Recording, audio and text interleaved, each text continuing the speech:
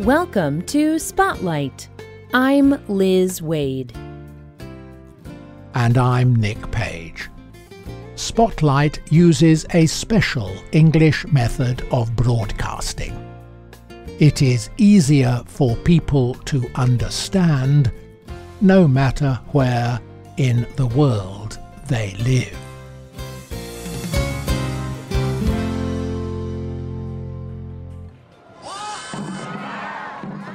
Time seems to slow down during the race. There is a lot of noise from the other teams. Every team has a drummer on the front of the boat. As she hits the drum, we push through the water in time with the drum beat. Many teams use whistles as a signal to speed up or slow down. And there is a lot of shouting. These are the words of Jacob Hamstra. He lives in Hong Kong, where he races dragon boats. In this sport, teams on special boats race through the water. Today's spotlight is on the sport of dragon boat racing. Hamstra told Spotlight more about his favorite sport. Everyone in the boat is excited and a little worried while waiting at the starting line. The team has trained for many hours every week. But the dragon boat races are usually only 500 meters long. This takes a good team about 2 minutes. Dragons are creatures that look like large snakes, with legs and wings. A dragon boat is long and narrow. One end is shaped like the head of a dragon. The other end is shaped like a dragon's long tail. In stories, dragons can fly and even breathe fire. Dragon boats seem to fly as they move very quickly and smoothly over the surface of the water. Each dragon boat usually has 20 people in it. They sit in pairs, so the boat has 10 lines of 2 people each. Each person uses a paddle. She holds the top of the paddle. She reaches forward and pulls the water back with the paddle's wide end. This moves the boat forward. When many people move this way at the same time, the boat goes very fast. Working together like this is the most difficult part of dragon boat racing.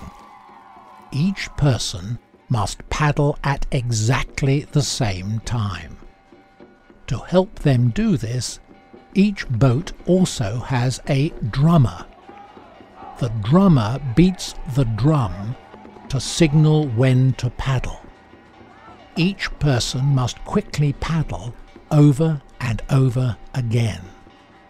Some teams move their paddles up to 100 times in only 1 minute.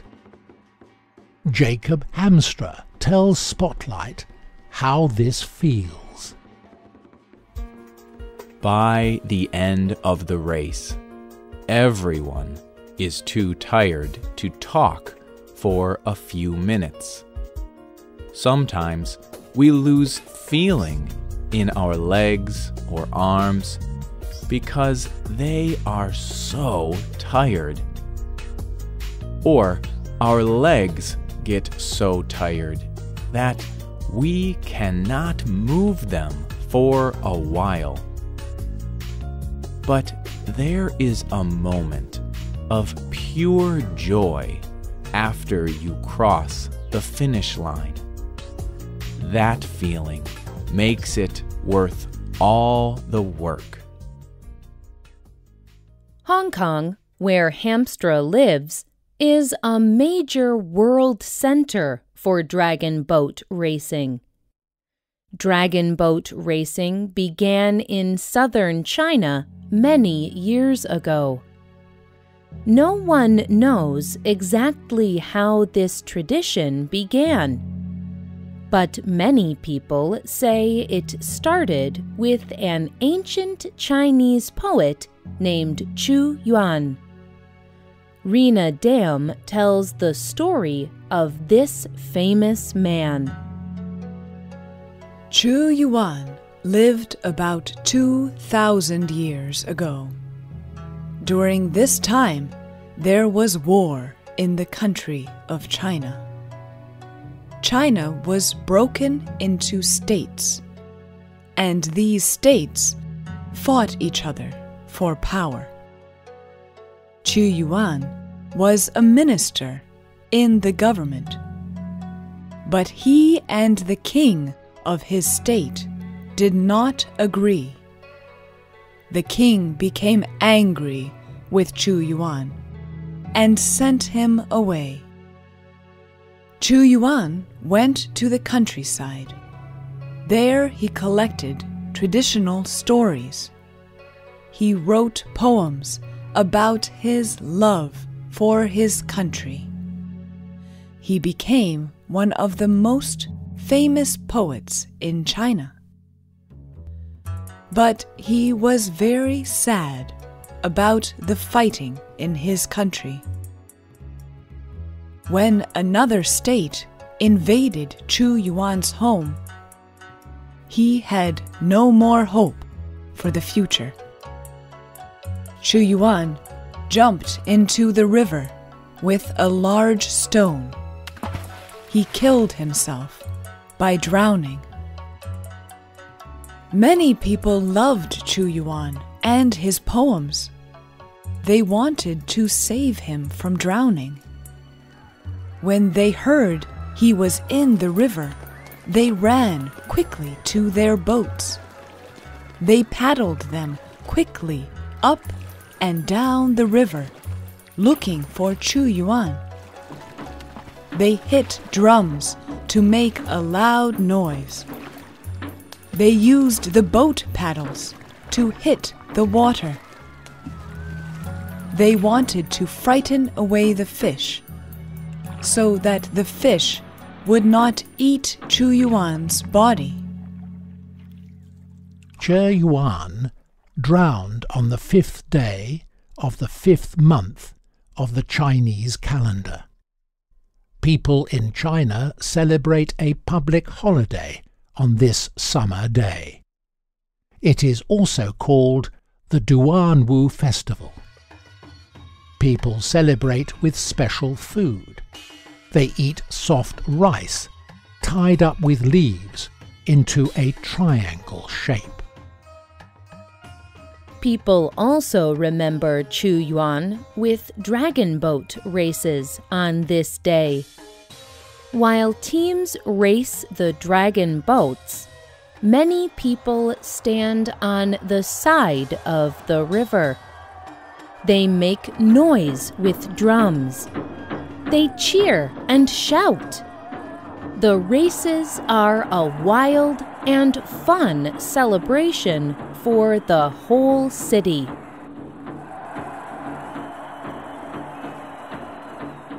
Many other Asian countries also have traditional boat races like this one. Thailand, Korea, Vietnam, Japan, and parts of India have similar cultural sports.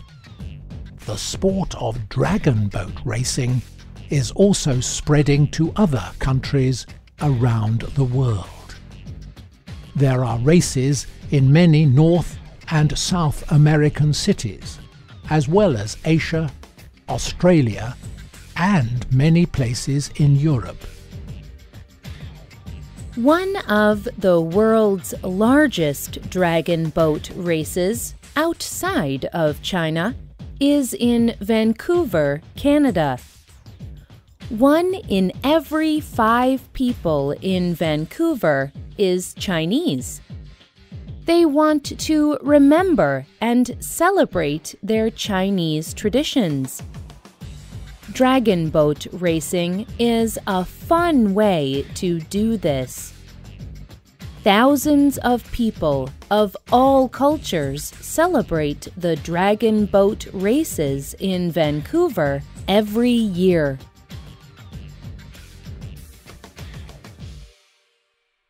People from any culture can enjoy dragon boat racing. Jacob Hamstra explains why dragon boat racing is so appealing to so many people.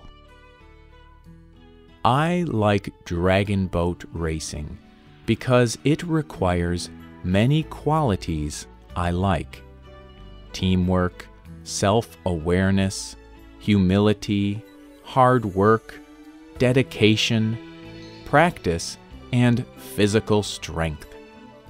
I also like being under the sun and on the water. And I like the feeling of 20 people moving together as everyone tries as hard as they can. A dragon boat team is like a small community.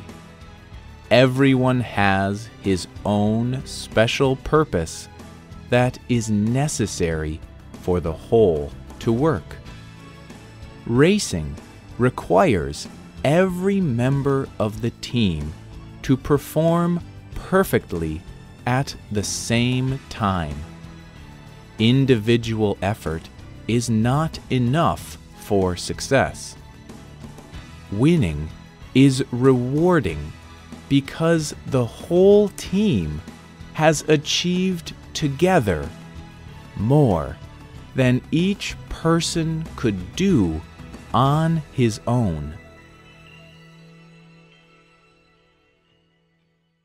The writer and producer of this program was Rena Dam. The voices you heard were from the United States and the United Kingdom.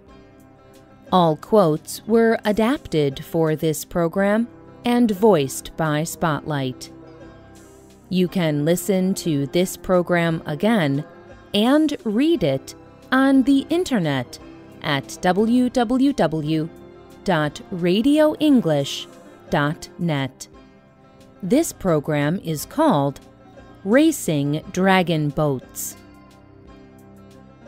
You can also leave your comments on our website, or you can email us at radio@radioenglish.net. You can also find us on Facebook. Just search for Spotlight Radio. We hope you can join us again for the next Spotlight program. Goodbye.